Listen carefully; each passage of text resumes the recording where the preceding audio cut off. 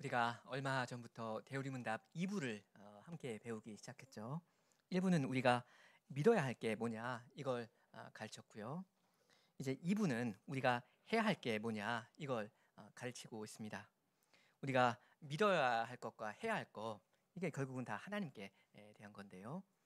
우리가 해야 할 의무 혹은 본분이 무엇입니까? 한마디로 하면 순종이죠. 우리는 순종해야 합니다. 우리는 신이 아니고 피조물이고요. 그래서 하나님의 뜻에 복종해야 하는 그런 존재입니다. 여러분 동의가 되십니까? 나는 하나님의 권위 아래에 있는 존재다. 이 말에 정말 동의가 흔쾌히 되십니까?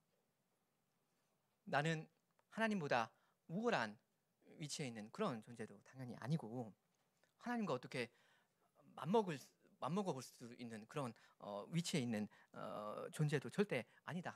나는 하나님 아래에 있는 존재다. 그래서 주께서 뭐라고 말씀하시든 나는 절대 복종해야 하는 그런 위치에 있다 하는 이 말에 여러분 고개가 맞다 끄덕여지느냐 이걸 여쭙는 겁니다. 아니면 그런 말은 그냥 원칙적인 것으로 받아두되 우리의 실생활에서 실전에 가서는 케이스 바이 케이스로 사안별로 매번 따져봐야 하는 것입니까? 주님의 말씀에 순종할지 말지, 이건 그때그때 내가 결정하면 되는 것입니까? 여러분 정말로 어떻게 생각하시나요? 나의 실생활에서 하나님의 분명히 계시된 계명들에 대해서 어떤 마음의 자세를 가지고 살고 있는가 정직하게 따져보시라는 말입니다. 오늘부터 우리가 이 10계명을 아주 오랫동안 배워갈 건데요. 이 10계명에 들어가기 전에 먼저 이런 기본적인 문제에 대해서 명확한 태도, 마음의 태도를 취하실 필요가 있겠습니다. 하나님께서 구체적으로 나에게 뭘 요구하시는가? 이게 10계명 아닙니까? 10가지 명령이요. 주님, 저는 주님의 종입니다. 저에게 뭐라고 명하시든 저는 무조건 순종하겠습니다. 말씀만 하십시오. 이런 자세가 일단 있어야 할 것 아닙니까? 아니면 주님 어디 한번 말씀해 보십시오. 일단 제가 한번 들어보고 순종할 건지 말 건지 그건 그때 형편 봐서 내 기분 따라 그때 고민 좀 해보겠습니다. 이런 마음으로 계명을 배우기 시작한다면 그게 뭐가 되겠습니까? 주님을 너무나도 모욕하는 일이 될 겁니다. 그건 아니란 말입니다. 저는 그 육군 부대에서 2년 군생활을 했는데요. 그 매일 점호를 할 때마다 복무신조라는 것을 우리 병사들이 복창을 했습니다. 그 육군 제대하신 남성분들은 다 아실 겁니다. 뭐 해군이나 공군 이런 데 약간 다른 버전이 있는 걸로 알고 있습니다. 아무튼 근데 이 복무신조라는 거에 따라붙는 부제목 같은 게 있는데, 부제가 있는데 그게 뭔지 혹시 아십니까? 우리의 결의라고 합니다. 결의 무슨 뜻인지 아시죠? 굳게 마음 먹는다 그런 뜻입니다. 뭐 결심, 다짐, 각오 그런 뜻이죠. 아무튼 그래서 제가 있던 그 보병 대대에서는 그 당직 사관이 복무신조 하면은 나머지 우리 병사들이 우리의 결의 하면서 이제 그걸 이제 복창했습니다. 그 다음에 이 4가지 다짐을 큰 소리로 이제 외우거든요, 같이. 우리는 이제 이러이러한 자세로 군 복무를 하겠다. 그걸 이제 읊는 겁니다. 아마 지금 우리 현수 씨가 거의 이제 암기를 했을 겁니다. 그런 게 이제 4가지가 나옵니다. 뭐 10가지는 아니고 4개밖에 없으니까 뭐 군대 10계명이라고 할 수는 없고, 일종의 말하자면 군대 이 군생활의 4계명이라 할 수도 있을 것 같습니다. 네, 아무튼 그 네 개 중에 셋째 것이 뭔지 제가 읽어드리겠습니다. 이렇게 되어 있습니다. 셋, 우리는 법규를 준수하고 상관의 명령에 절대 복종한다. 다시 읽어드릴게요. 셋, 우리는 법규를 준수하고 상관의 명령에 절대 복종한다. 이거였는데 저는 군 생활을 했을 때 그 당시에도 이거를 이제 암기하라고 하니까 암기하면서도 복창하면서도 이건 좀 아니지 않는가 하는 생각이 수시로 들었습니다. 상관의 명령에 부하 이 병사들이 복종해야 하는 거 그건 맞는데 이해가 되는데 왜냐면 그래야지 이 군부대가 돌아갈 거 아닙니까? 근데 절대 복종하라 하는 말 이건 좀 지나치다 하는 생각이 들었습니다. 왜냐면 요즘 뉴스에도 그 국군에 그 복무하시는 분들이 종종 출연을 하셔가지고 이제 뭐 이런저런 이야기가 있는데 이 상급자가 늘 정당한 명령만 내리는 건 아니지 않습니까? 상관이 윤리적으로 문제가 있는 사람이면 어떤 불법적인 명령을 때때로 내리기도 한단 말입니다. 근데 어떤 명백히 부당한 명령을 나한테 내릴 때에도 그걸 내가 다 절대 복종하고 앉아 있어야 하는 말인가? 시킨다고 무조건 그냥 아무 생각 없이 하면 되는가?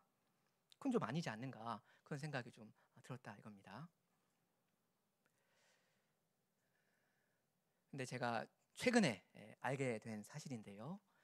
이 육군 복무 신조 여전히 4개 조항인데 그 셋째 조항 방금 말씀드린 이 조항에서 절대라는 그 단어가 삭제되었다고 합니다. 2009년인가에 이게 개정이 된 것 같아요. 그래서 이제는 상관의 명령에 절대 복종한다 이렇게 복창하지 않고 상관의 명령에 복종한다 이렇게 좀 완화된 상태로 가볍게 좀 뭐 그렇게 바뀌었습니다. 제가 볼 때 이건 참 잘 바뀐 것 같습니다. 개정을 잘 했습니다. 사람이 어떻게 사람의 명령에 절대 복종합니까? 들어봐야 알지. 어떻게 무조건 이 사람의 말은 들으라 그런 요구를 합니까? 그러면 안 됩니다. 사안별로 따져야 합니다. 합리적 의심이라는 걸 늘 해야 합니다. 생각을 해야 하죠. 이 명령이 과연 정당한 합법적인 명령인가? 이걸 당연히 물어야 합니다. 근데 제가 지금 이 군대 이야기를 하려는 건 아니고 무슨 이야기를 하고 있는지 여러분 잘 아시죠? 하나님의 명령만큼은 절대 복종해야 한다 하는 이 말씀을 드리는 것이었습니다. 하나님께서 여러분한테 무언가를 명령하실 때 이걸 사안별로 따지면 됩니까? 그때 상황 봐서 순종할지 말지 그때 가서 수시로 고민하면 되는 것입니까? 그건 아니죠. 그 순종할까 말까 이 고민은 할 필요도 없고 해서도 안 됩니다.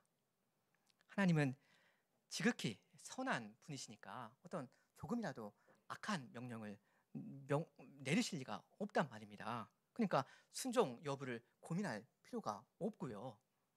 그리고 하나님은 여러분의 주님 아니십니까? 그러니까 그런 고민 해서도 안 됩니다. 항상 뭐라고 하시든 예, 알겠습니다, 하겠습니다 해야 합니다. 그리고 여러분은 그런 순종을 바칠 결심을 가지고 항상 사셔야 합니다. 아까 그 복무신조의 그 부제목이 뭐였는지 기억하시죠? 우리의 결의라고 했습니다. 여러분은 하나님의 계시된 모든 뜻에 절대 복종할 작정을 하시기 바랍니다. 우리가 때때로 연약하기 때문에 그 순종하는데 어느 만큼 부족이 있다는 거 그건 사실이죠. 그건 맞습니다. 근데 애초에 순종할 의지조차도 여러분한테 없다면 그런 상태로 평소에 하나님의 계명을 대하신다면 그건 또 다른 이야기가 됩니다. 무슨 말인가 하면요. 순종을 하고 싶기는 한데 막상 순종을 해보니까 힘이 부족해서 그 짐이 너무 무거워가지고, 나한테는 너무 무거워가지고 그냥 뻗어버리는 거, 그냥 주저앉아버리는 거, 그렇게 하는 거랑 아예 순종할 의도 조차도 없는 것, 이 둘은 차원이 전혀 다른 것입니다. 주님을 기쁘시게 해드리고 싶은 그 마음은 있지만, 굴뚝같지만 때때로 넘어지는 사람은 계속 넘어지지만 다시 일어서서 장성해가는 사람이거든요. 왜냐면 넘어져도 다시 일어서서 굳은 결심으로 모든 계명을 따라 사니까요. 전진합니다. 이런 사람은 발전이 있습니다. 주께서 은혜를 베푸시고요, 인도해 가십니다. 근데 순종할 마음 자체가 없는 사람, 이 사람은 아예 다른 카테고리에 있는 사람일 겁니다. 참고로 저희가 이 복무신조를 2년 동안 하루도 빠짐없이 휴가 때만 빼고 이렇게 복창을 하면서 그렇게 살았는데, 실제로 여기에 써져 있는 그 4가지, 말하자면 계명대로 실제로 그렇게 산 사람은 단 한 명도 없었습니다. 절대 복종 그런 거 없습니다. 제가 아는 군대에는 없습니다. 대대장부터 이등병까지 다 똑같습니다. 정말 그렇습니다. 적당히 요령 피워가면서 합니다. 저희 부대는 훈련도 꽤 했지만 작업도 많이 했거든요. 근데 간부가 보고 있노라면 일을 했고요, 보고 있지 않을 때는 좀 풀어지고 뭐 그랬습니다. 부끄럽지만 저희가 다 그렇게 살았습니다. 눈가림만 하면서 살았습니다. 그냥 복종할 마음 별로 애초에 없었습니다. 우리 에베소서 6장을 좀 같이 보면 좋겠습니다. 에베소서 6장 5절부터 7절입니다.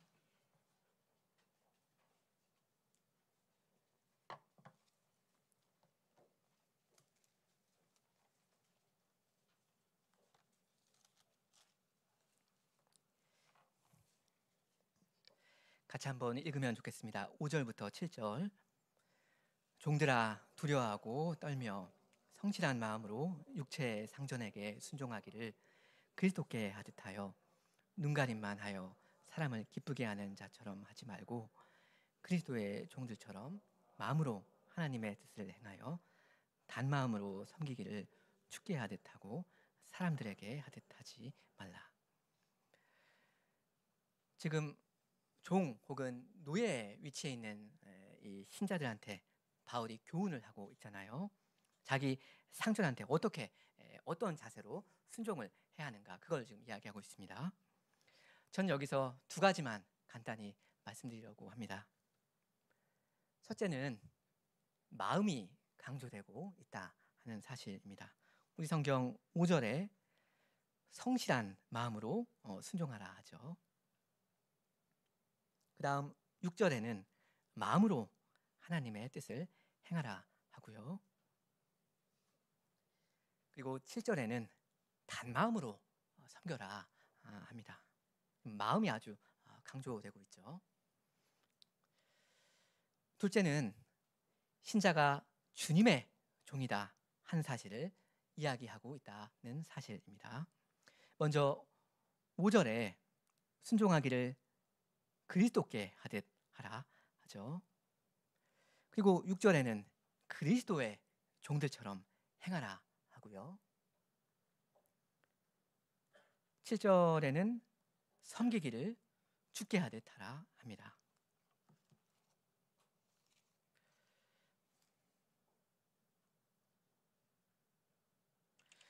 여기서 바울의 요지는 이거 아닙니까? 너희가 주님을 섬기듯이 너희 주인도 섬기거라, 이겁니다. 그죠? 너희의 이 주인들, 눈에 보이는 이 주인들을 섬길 때 대충 요령 피워가면서 하지 말고 너희가 주님을 섬기는 것처럼 그런 방식으로, 그런 마음으로, 그런 각오로 너희 주인을 섬겨라, 이 말 아닙니까? 그런데 바울 사도가 지금 이런 권면을 종들에게 지금 하고 있다는 건 이 종들이 지금 주님을 어떻게 섬기고 있다는 뜻이 됩니까? 주님을 이 사람들이 대충대충 섬기고 있는데 그런데 바울이 이런 말을 하겠습니까? 아니죠. 바울은 이 종들, 이 신자들, 이 사람들이 주님을 아주 성실한 마음으로, 단마음으로 섬기면서 살고 있을 걸 전제하고 있습니다. 이 사람들이 주님을 잘 섬기고 있을 걸, 그걸 바울이 당연시하면서 전제하고 있기 때문에 야, 너희들 주님을 섬기듯이 그렇게 하듯이 주인도 섬겨라 이렇게 말할 수가 있는 거잖아요. 너희가 주님을 섬기는 그 결심으로 그 마음으로 어떻게 하거라 이렇게 사도가 얼마든지 말할 수 있는 건 그렇게 할 수 있을 만큼 사도는 지금 신자의 순종을 당연한 전제로 깔고 있습니다. 이게 그 성경이 성도된 여러분에 대해서 가지고 있는 기대치입니다. 성경은 여러분이 당연히 주님을 섬기면서 살고 계실 거 그 모습을 기대합니다. 그게 당연한 거 아닙니까? 하나님 백성이 하나님 순종하는 거요. 새 생명을 받고 새 마음을 받은 사람이 그 마음대로 사는 거, 그 생명을 발휘하는 거 이게 뭐 희한한 일입니까? 아니잖아요. 너무나도 당연하고 너무나도 자연스러운 일 아닙니까? 그러니까 주께서 여러분한테 그 굳은 마음을 제하여 주시고 부드러운 마음을 주셨다면 하나님의 그 법을 돌판이 아니라 여러분의 그 마음에 아예 그냥 새겨 주셨다면 여러분은 이제 그 마음대로 사시면 됩니다. 여러분 마음대로 사십시오. 성령님을 의지해서 굳은 결심으로 하나님의 모든 계명을 즐거이 순종하면서 사시면 됩니다. 그렇게 하시기 바랍니다. 만일 여러분 그렇지 않고 계시다면 예를 들어서 직장 상사 여러분의 상관이 뭐라고 시키면 네네 하고 하는데 정작 주님께서 시켜놓으신 일에는 뒷전이시라면 그건 지금 사도 바울이 상정하고 있는 신자들의 삶을 보면서 상정하고 있는 그것과는 정반대의 상황이 되는 겁니다. 주님의 말씀보다 사람의 말을 더 경청하는, 더 순종하는 그런 이상한 상황이요. 그래서는 안 될 겁니다. 여러분의 주님이 누구이십니까? 우리가 이제 십계명을 아주 이제 오랜 세월 동안 함께 쭉 배워갈 건데요. 성도 여러분은 항상 순종할 마음, 그 마음으로 이 계명들을 대하시기 바랍니다. 나는 순종하겠다 하는 그 마음으로 이 계명들 배워가시면 좋겠습니다. 어디 한번 배워나 볼까나 뭐 이러면서 팔짱을 끼고 이렇게 들으시면 안 되고요. 여러분의 주가 되실 뿐만 아니라 여러분의 구주가 되어주신 하나님의 말씀 앞에서 다 납작하게 엎드린 자세로 그렇게 들으셔야 합니다. 그렇게 다 하시기 바랍니다. 오늘 나머지 시간은 98문 이 한 개 문답을 생각하겠습니다. 함께 먼저 고백하겠습니다. 제가 먼저 98문을 읽습니다. 98문 도덕의 법칙은 어디에 총괄되어 나타났습니까? 답. 도덕의 법칙은 십계명에 총괄되어 나타나는데 십계명은 하나님께서 친히 시내산에서 음성으로 반포하시고 두 돌비에 쓰셨으며 출애굽기 20장에 기록되어 있습니다. 처음 네 계명은 하나님에 대한 우리의 본분이고 다른 6계명은 사람에 대한 우리의 본분입니다. 이 도덕의 법칙 혹은 도덕법은 하나님께서 우리에게 순종하라고 계시하여 주신 주님의 뜻이죠. 근데 이 도덕법이라는 게 십계명에 총괄되어서 나타나 있다 합니다. 십계명이 이 도덕법의 요약본이다 이 뜻이죠. 그래서 우리가 사람으로서 어떻게 살아야 하는가 그 핵심만 딱 알고 싶다면 십계명을 딱 보면 됩니다. 십계명이 요구하는 것은 결국 사랑인데 우리가 어떻게 주님을 사랑하고 어떻게 우리 이웃들을 사랑해야 하는가, 이걸 십계명이 잘 가르쳐주고 있습니다. 이 4계명 그리고 6계명이죠. 하나님에 대한 그리고 사람에 대한 우리의 본분을 교훈하고 있습니다. 명하고 있습니다. 근데 이 십계명이 얼마나 특별하고 중요한가 하면 하나님께서 이스라엘 총회 가운데 그 10마디 말씀을 그 무시무시한 그 두려운 음성으로 선언하셨고요. 육성으로. 그리고 그것도 모자라서인지 하나님의 손가락으로 그걸 두 돌판에 친히 새겨 넣어 주셨습니다.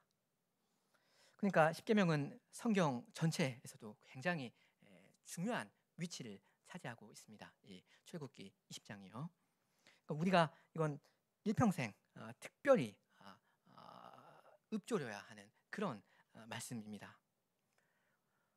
주님의 말씀대로 살고 싶다면, 사람답게 제대로 좀 살아보고 싶다면 이 10가지 말씀이 우리의 마음 중심에 늘 있어야 합니다.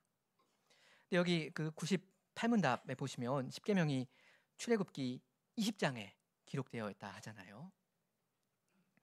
이거에 대해서 좀 말씀드리려고 합니다. 십계명이 출애굽기 1장도 아니고 10장도 아니고 20장에 거기에 와서 주어졌다 하는 게 이게 상당히 중요하거든요. 그래서 이 십계명이 주어진 시점에 대해서 좀 말씀을 드리려고 합니다. 십계명이 이스라엘한테 주어진 시기, 타이밍이요. 그래서 먼저 출애굽기 1장을 좀 같이 펴보겠습니다. 출애굽기 1장이요.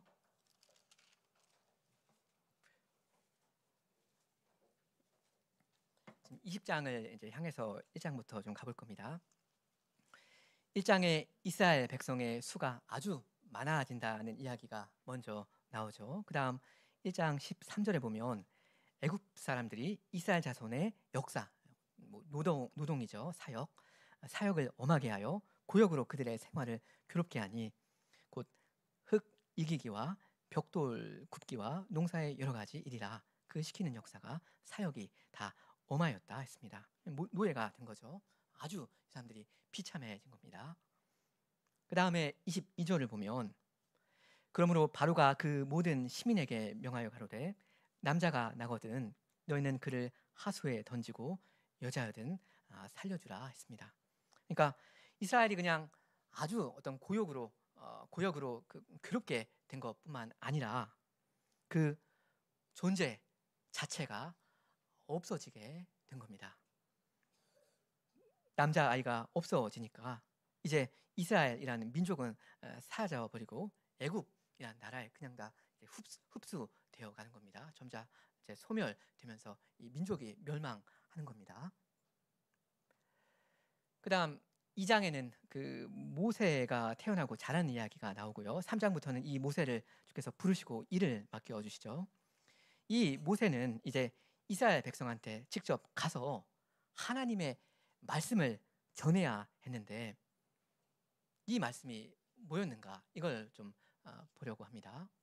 지금 출애굽기 20장에서 하나님께서 그 이스라엘의 총회, 모든 사람이죠, 그 전체 회중을 한 자리에 모아두고 큰 음성으로 말씀하신 게 있는데 십계명이요. 그 전에 뭐라고 말씀하셨는가, 이걸 보려고 합니다.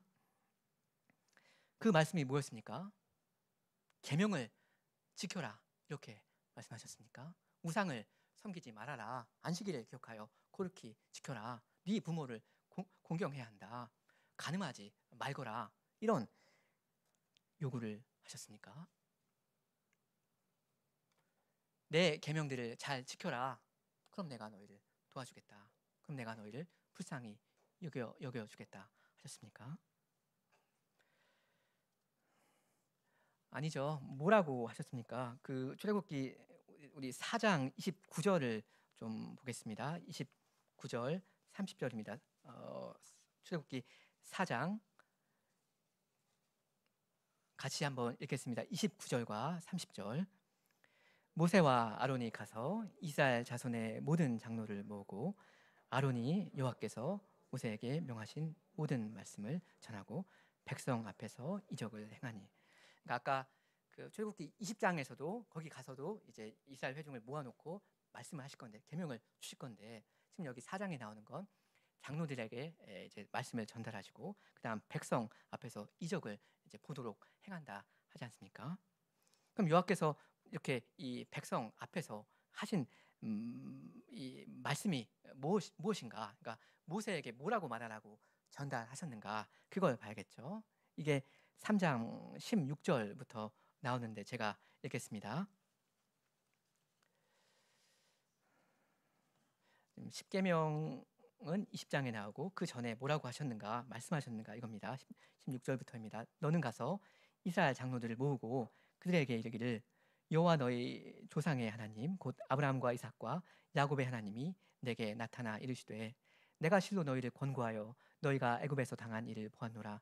내가 말하였거니와 내가 너희를 애굽의 고난 중에서 인도하여 내어 젖과 꿀이 흐르는 땅 곧 가나안 족속, 헷 족속, 아모리 족속, 브리스 족속, 히위 족속, 여부스 족속의 땅에 올라가게 하리라 하셨다 하셨습니다.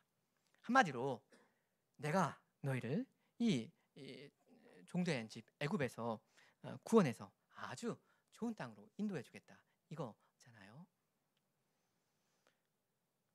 계명을 지금 지키라고 요구하시는 거 한마디도 없고요. 다만 내가 너희 애굽에서 당하는 그 모든 일 내가 다 봤다. 내가 너희를 애굽의 그 고난 중에서 건져 주겠다. 이렇게 일방적으로 구원을 약속해 주십니다. 다른 말씀 안 하십니다. 여기 고난이라는 단어, 이 고난이라는 단어는 비참함이라고 이렇게 번역할 수도 있는 건데 아무튼 지금 주님의 관심사는 자기 백성의 그 불쌍한 처지입니다. 그죠? 그래서 거기서 건져 주겠다 이겁니다. 하면서 그 말씀을 지금 하시는 거예요. 내가 너희를 건져 주겠다. 이 메시지를 모세와 아론이 그래서 나중에 이스라엘 자손한테 가서 전달을 합니다. 4장으로 가서 31절을 마저 읽겠습니다. 방금 그 29절과 30절만 읽었었는데 백성이 그 말씀을 듣고 어떻게 반응하는지 31절 같이 읽겠습니다. 4장 31절 백성이 믿으며 여호와께서 이스라엘 자손을 돌아보시고 그 고난을 감찰하셨다 함을 듣고 머리 숙여 경배하였더라.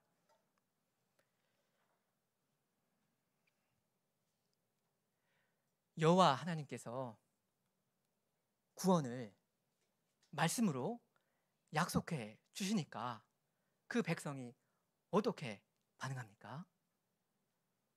믿습니다. 믿는다. 여러분 믿는다는 거 히브리어로 뭐라고 합니까? 뭐라고 하죠? 종종 쓰는 말인데 아멘이죠. 아멘입니다. 이 백성은 하나님의 말씀을 듣고 아멘 한 것입니다.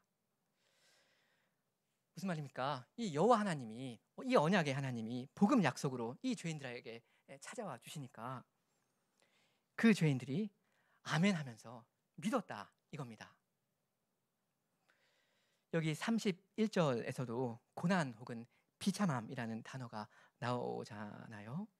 주께서 우리의 비참함을 감찰해 주셨다. 우리를 여기서 틀림없이 건져 주실 거다 하면서 주님의 말씀을 믿었습니다. 너희들 계명 지켜라. 그럼 내가 너희를 도와주겠다. 너희를 건져주겠다. 너희를 불쌍히 여겨주겠다 하셨습니까? 아닙니다. 율법 혹은 십계명을 지금 여기서 말하자면 당장 들이대지 않으십니다. 그게 아니라 너희들 얼마나 고생이 많냐. 너희의 그 비참한 처지 내가 다 봤다. 내가 너희를 사랑한다. 내가 너희를 구원해 주겠다. 나만 믿거라 하면서 주님은 복음을 제시해 주십니다. 그리고 그 백성은 그 말씀을 믿습니다. 율법이라는 거, 율법은 구원 사건 이후에야 20장에 가서야, 그때 가서야 주어진다는 게 지금 제 포인트인데요. 이스라엘이 홍해를 마침내 건너는 그 이야기가 출애굽기 14장에 기록되어 있잖아요. 근데 그 구원 사건이 있기 이전에, 14장 이전에 하나님께서 이 이스라엘 백성한테 명시적으로 요구하신 게 무엇인지 여러분 혹시 아십니까?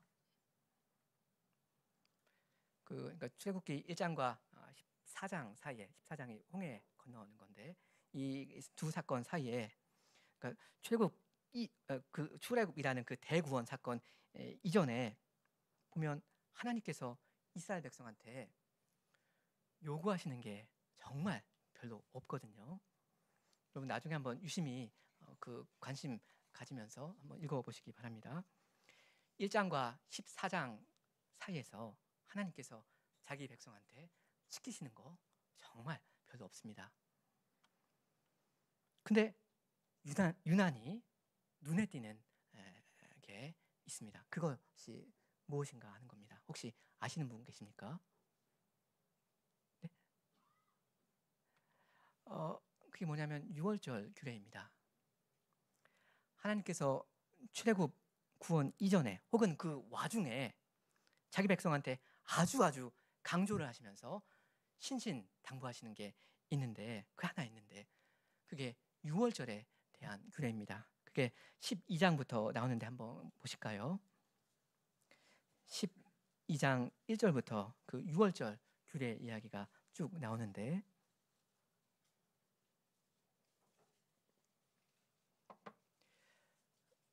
그러니까 20장에 가서 이렇게 살거라 하면서 계명을 10계명을 주시는 게 있는데, 그 이전에 요구하신 게 뭐냐 한 겁니다. 명하신 게 뭐냐? 12장 5절에 너희 어린 양은 흠없고 1년 된 수컷으로 하되 양이나 염소 중에서 취하고 이달 14일까지 간직하였다가 해질 때 이스라엘 회중이 그 양을 잡고 죽이란 말이죠. 그 피로 양을 먹을 집 문 좌우 설주와 인방에 바르고 그 밤에 그 고기를 불에 구워 무교병과 쓴 나물과 아울러 먹되 난로나 물에 삶아서나 먹지 말고 그 머리와 정강이와 내장을 다 불에 구워 먹으라는 이런 식으로 쭉 규례가 나옵니다. 15절부터는 무교절 규례가 나오고요. 무교절은 유월절이랑 붙어 있는 거죠. 그리고 12장 21절부터 또 유월절 규례가 다시 나오고요. 28절까지요. 그 다음에 보시면 43절부터 또 한 번 유월절 규례가 나옵니다. 하여간 이 유월절 규례를 잘 지켜라 무지하게 강조하면서 지금 요구하고 계시다 하는 말입니다. 뭔 이야기입니까? 왜 이렇게 유월절을 중요하게 말씀하시는 겁니까? 이건 여러분 잘 아시죠? 하나님의 어린 양, 우리 구주 예수 그리스도를 가리키고 가르치는 거잖아요. 이스라엘 사람들 원래 다 죄인입니다. 애굽 사람들이랑 하나도 다를 바가 없습니다. 그 여호수아 나중에 보면 거기 보면 이 이스라엘은 애굽에서도 우상 숭배자였거든요. 애굽에 있었던 이 이스라엘 사람들 막 억압받고 그러니까 여러분 마치 선량한 시민인 것처럼 죄 없는 선인인 것처럼 그렇게 뭐 오해하시면 안 되겠죠. 이 사람들은 나쁜 사람들이었습니다. 죄인들이었어요.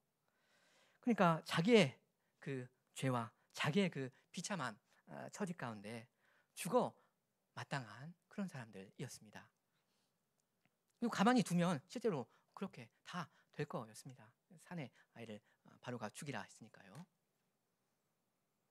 근데 하나님께서 이런 사람들을 일방적으로 구별해 주셨다 이겁니다. 어린 양의 피를 문설주에 딱 바르니까 그 죄 없는 양 덕분에 사람들이 죽음을 면하게 되었어요. 그리고 애굽 땅 종되었던 집에서 구원을 받았습니다. 하나님의 일방적인 은혜로요. 어린 양의 피로요. 복음으로요. 이러면서 하나님께서 요구하신 게 뭐냐 하면 유월절 규례입니다. 어린 양을 죽여라. 어린 양의 피를 너희 그 문설주에 발라라. 어린 양을 먹어라. 그럼 너희가 산다. 이거였습니다. 하나님께서 십계명을 주시기 전에, 이 사람들을 구원하시기 전에 요구한 거 이거였습니다. 주께서 이스라엘한테 이 율법을 공식적으로 이제 주신 게 20장 아닙니까? 이건 구원의 조건으로 율법을 주신 게 전혀 아닙니다. 구원의 결과로, 선물로 율법을 내려 주신 겁니다.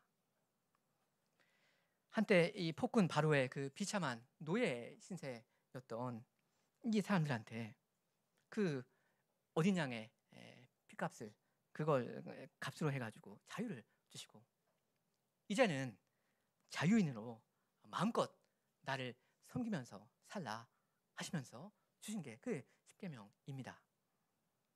그러니까 이 백성은, 구원을 받은 이 백성은 얼마나 능동적으로 이 계명들을 지켜야 하겠습니까? 어떤 태도로 이 사람들이 이 십계명을 대해야 하겠습니까?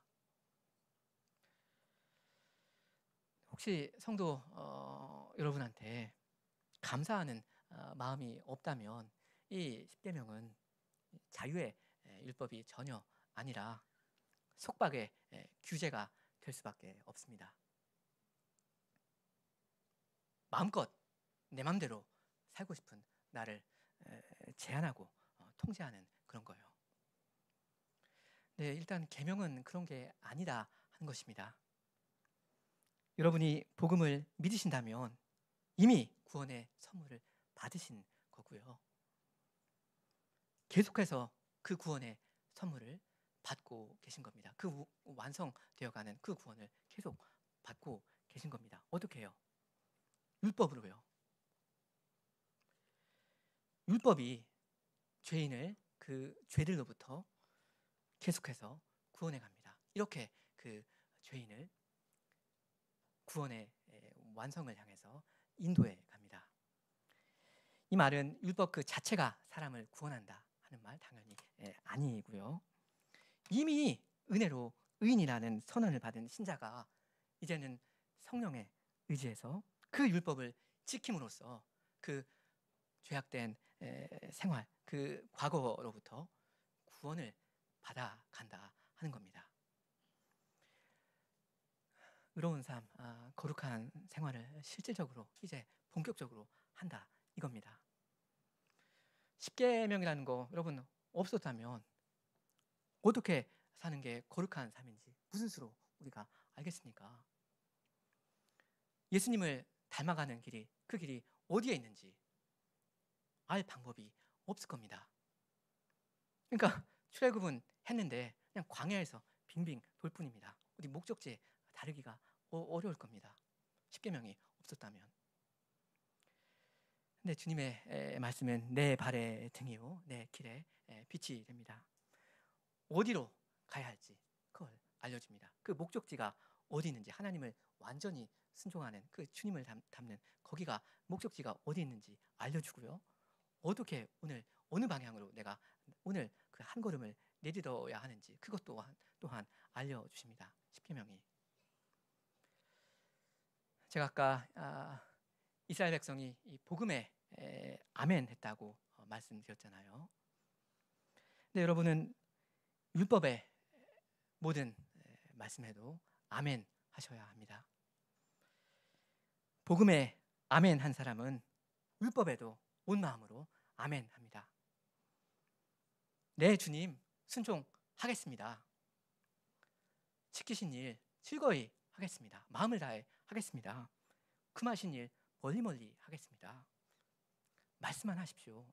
여러분 이러면서 사시면 참 좋겠습니다. 아까 제가 복무신조 이야기하면서 그 우리의 결의, 다짐, 결심이라는 거 이야기했잖아요. 거기에 해당되는 게 무엇입니까? 우리가 무엇을 들으면, 무엇을 생각하면 내가 주님의 말씀, 모든 말씀에 순종해야 하겠구나. 그런 걸 우리가 느끼겠습니까? 십계명의 서문일 겁니다. 나는 너를 애굽 땅 종되었던 집에서 인도하여 낸 너의 하나님 여호와라. 이 말씀 하나 들으면 어떤 마음이 들어야 하겠습니까? 더더욱 한 번 더 다짐해야 할 겁니다. 회개하고 다시 다짐해야 할 겁니다. 이건 어떤 위치의 문제가 아니지 않습니까? 하나님은 창조주고 나는 피조물이니까, 하나님은 더 높은 권위의 위치에 있는 신이니까, 그러니까 나는 복종한다. 그래도 되겠지만 다른 차원의 이야기 아닙니까? 구원 이야기입니다. 그 구원을 실행하기 위해서 주께서 어떤 대가를 치르셨는지 우리가 잠시라도 그 어린 양의 피라도 생각을 한다면 어떻게 우리가 즐거이 하나님의 모든 말씀에 순종해야 할지 더 다짐을 하고 생각을 할 줄로 압니다. 함께 기도하시겠습니다.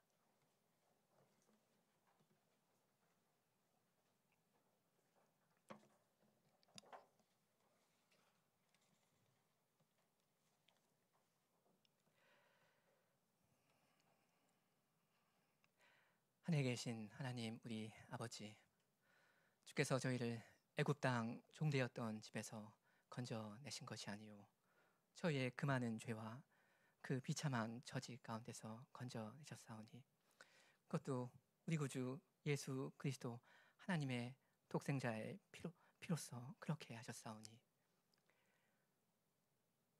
저희가 하나님의 모든 말씀에 즐거이 순종함이 지극히 합당하옵니다. 주께서 우리에게 생명을 요구하시고 또한 목숨을 요구하실 때 즐거이 그것을 신속히 드림이 마땅하옵니다. 주님, 저희에게 복음을 더욱더 깨우쳐 주시고 또 율법의 그 귀한 말씀을 또한 깨우쳐 주셔서 저희가 어떤 마음 태도로 하나님을 모시며 살아야 하는지를 더 깨달아갈 수 있도록 하여 주시옵소서. 주께서 그리스도의 생명을 저희에게 주셨사오니 저희 또한 저희의 생명을 주께 다 바치면서 참으로 자유인으로 살아갈 수 있도록 하여 주시옵소서. 예수님의 이름으로 기도합니다. 아멘.